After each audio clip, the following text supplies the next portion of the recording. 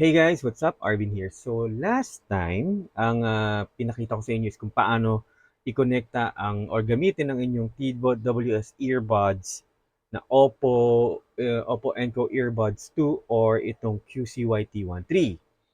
Now, earlier, nag-test na I was trying to reconnect ulitin yung aking ginawa last time. Unfortunately, it is not working it's not working as of this time.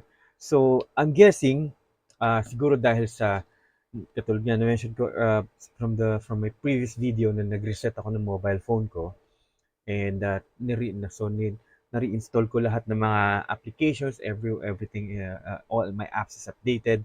So, nung last time na tinest ko na i-connecta yung aking mga Bluetooth headsets sa Zilo application, it was working. I was able to program yung push to talk button, but it was only working as push or parang to transmit. Pero pagka kumbaga parang nakapindot lang siya all throughout, hindi ko na ma-disable.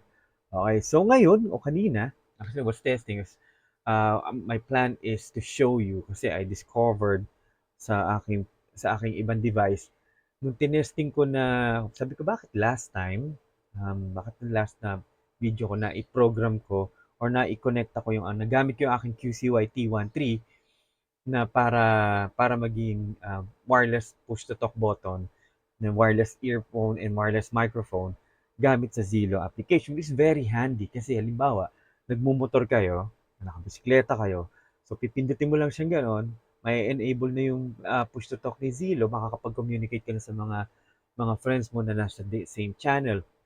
Okay, and then pindutin mo lang ulit to disable, di ba? So gano'n siya. So sabi ko, okay, very handy sana kung gano'n.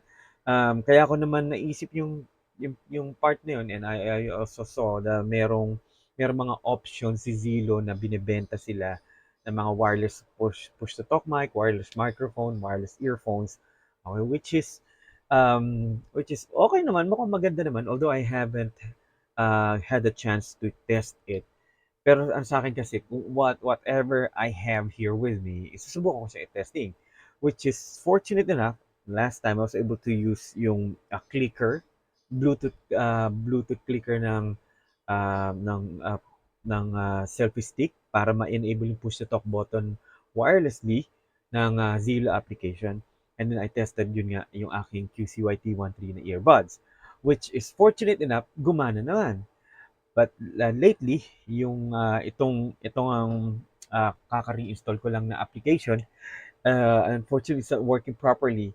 So, pakita ko sa inyo yung aking app kung bakit palagay ko ito yung dahilan kung bakit siya, no?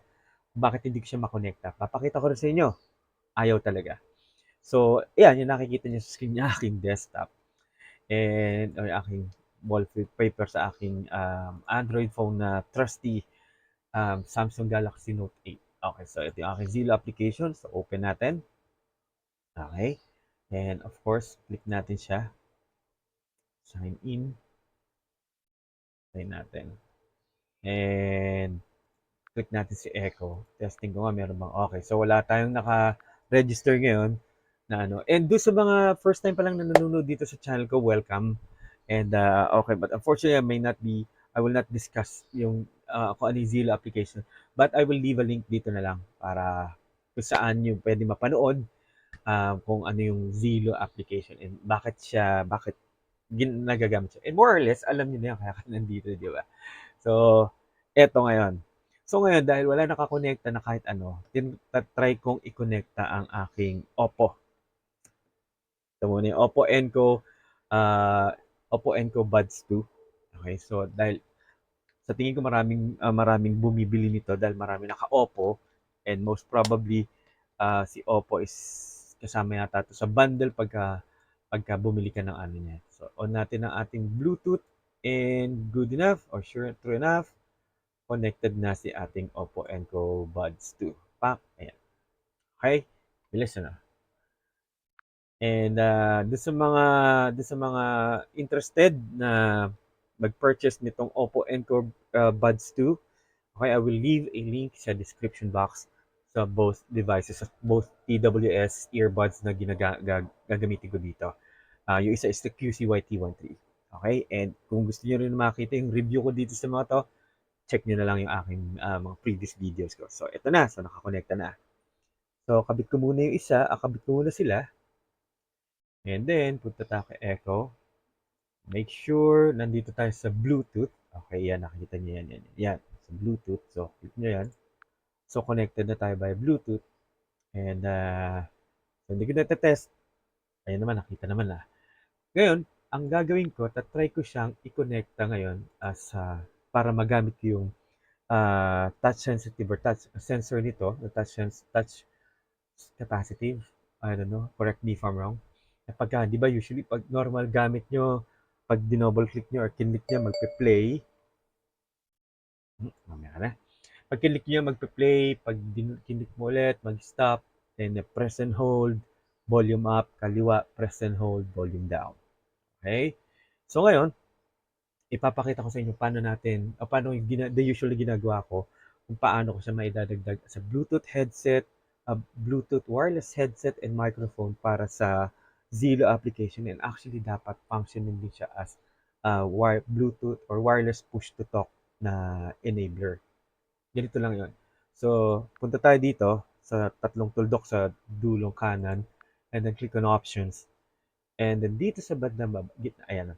So, yung push to talk buttons. So, configure, add and remove push to talk buttons. Click natin siya.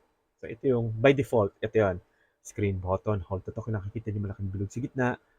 Box is yung yan yung ginawa natin last time as a way around dun sa yan enable natin last time as a way around na dahil nga hindi nagpa-function properly. And then ito recent contact overlay. So, yan. Ito yung mga compatible push-to-talk buttons daw. So, mamaya siguro pakita ko. Sa previous video ko, pinakita ko na yan. Para wag muna tayo doon, dito tayo. So, click natin itong plus button. At sabi dito, press and release the button once. So, press now. Okay. Dito sa part na to, nagulat talaga ako. Kasi biglang nag-register yung play button. Whereas nung tinitesting ko earlier, kahit anong pindot ko, hindi nare-recognize. And then all of a sudden, it worked. Huh, tingnan mo, kanina ayaw. Tinetesting ko before ko start yung video. So, ayan na. Pakita ko sa inyo nangyari. Nangyari dito. Magpe-press lang siya, pero hindi siya magre-release. Press natin. Testing 1, 2, 3. Test mic 1, 2.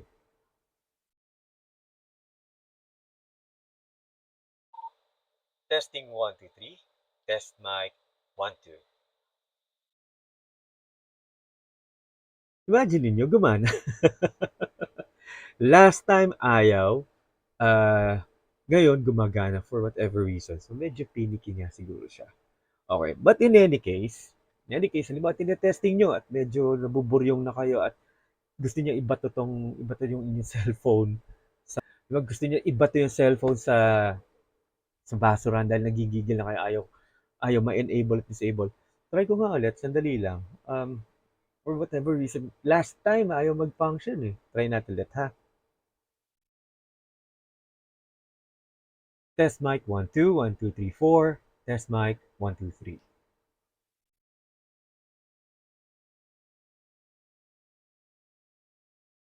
Oh, test mic 1, 2, 1, 2, 3, 4. Test mic 1, 2, 3. Okay, so working na. Wala na pala tayong problema. Pero in any case, dito na rin naman tayo. At sinimulan ko na itong video na to. So, in any case, actually, kaya ko ito ginawa, last time, mas madaling mag-connecta or mag-install or mag-connecta ng mga TWS earbuds do sa previous version ng Zilo application na ginagamit ko. Kasi ito, puntahan natin siya, balik tayo kay option, and then support nga ba yun para makita natin. No? Ang version niya is 5.38.6. Yan yung ginagamit kong, ito ngayon yung ang working na, ito yung current na pinaka-current na version ng Zilo application downloadable sa kanilang website, which is for free. That's very good. Just in case, halimbawa, since sobrang siguro ngayon ito mas okay na, try nyo na rin try nyo na rin yung ginawa ko na parang magamit yung inyong TWS. Kasi just imagine, yung technology ngayon ng mga TWS earbuds ngayon, isang earbuds or ang isang Bluetooth headset na gano'n, earbuds na ganito, will last you more than 8 hours of listening and talking. And just imagine, from the start na magra-rides kayo or magba-biking or magha-hiking, or let's say, mga FX drivers, okay? Yung mga FX drivers, narin actually, gamit kayo ng ganito, okay? Gumamit kayo ng earbuds kasi naririnig namin yung usapan nyo, and at one point, someone will be able to decipher kung ano pinag-uusapan nyo. Okay, or someone, katulad ko ako, medyo nakakaintindi ako ng konti ng mga radio codes, and yan, pagka nag-uusap kayo, naiintindihan ko naman, naiintindihan ko na siya. Okay?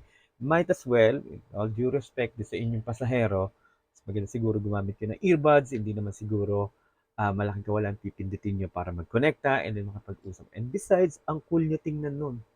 Diba? Gamit kayo, ay isa lang. Huwag dalawa kasi hindi nyo maririnig yung nasa paligid nyo. Okay?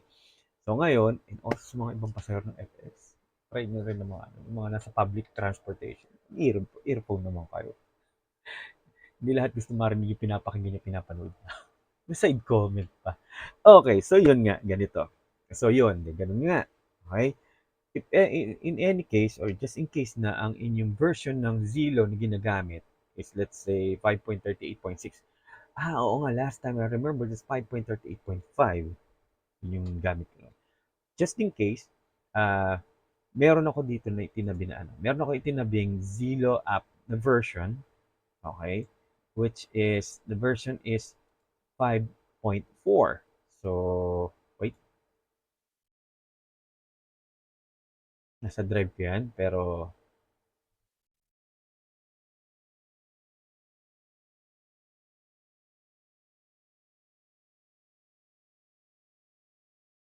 nakita ko na yung mobile phones and PCs. Ayan. Nagtabi na ako ng, dinownload ko na yung lumang version, which is 5.4.0. And dito, every time na tinatry ko mag-connect ako ng Bluetooth headset to function or to use as my wireless Bluetooth earphone and microphone, and a wireless push to talk as well para sa Zilla application ko, it works flawlessly and it connects flawlessly. Okay, so I will leave a link din sa description box kung saan nyo mada-download tong older version ng Zilla application. So, kung wala kayo ibang functionality na ginagamit naman sa Zilla aside from communication, okay? Sa akin kasi ganun lang eh. Once na na-open ko siya, parang two-way radio, diretso connect, yun na yun. So, yan na. Ito yun. Ililib ko yung link sa description box kung saan nyo mada-download, and don't worry, it's safe. Okay, yan yung naka-install doon sa luma, sa iba kong devices, kung saan tinetesting ko kung saan ginagamit ko. Tinatry kong i-remove and i-install, i-connect ulit yung aking mga TWS earbuds, and it's working properly. Okay, so yan na lang muna. So, kanina kasi nung tinetesting ko to, for some reason, biglang ayaw mag-connecta, ayaw mag-function na maayos. And during the testing right now, so it's working. Okay, so medyo finicky siguro yung bago. But in case, mas okay siya. Okay, so ayan. So, dito na tayo. There you have it. So, ngayon nakita niyo na yung, it's very easy to use or to install, to use a TWS earbuds to function as your wireless earphone and microphone, and a push-to-talk button para sa inyong Zilo application. Okay, so ayan, kung bago kayo sa channel ko, so I hope nagustuhan niyo yung aking i-share sa inyo na aking nalaman, aking kaalaman. And please, just in case hindi pa kayo subscribe, please don't forget to subscribe. Don't forget to hit the like button, subscribe to my channel, and share this video.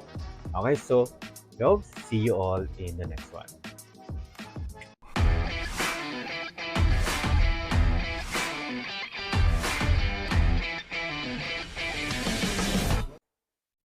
Kamote ka kanina, ayaw gumana, tapos nagre-record na ako. Bigla ka na gumagaya maayos. Sheesh!